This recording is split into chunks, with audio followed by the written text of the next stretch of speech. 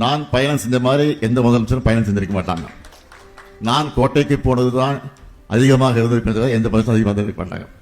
இன்னும் கூட சொல்ல, நீ முதலமைச்சர் தேடி பார்க்கணும்னா கோட்டையில தான் கோப்புகள் எல்லாம் இருக்கிறது.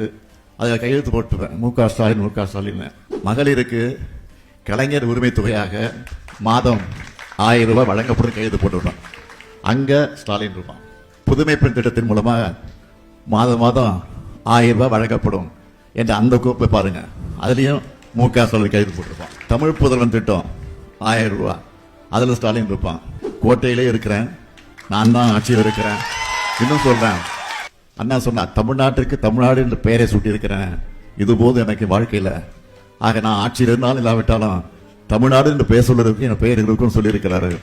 அது மாதிரி மகளிர் உரிமை திட்டம் இருக்க வரைக்கும் இந்த ஸ்டாலின் தான் முதலமைச்சர்.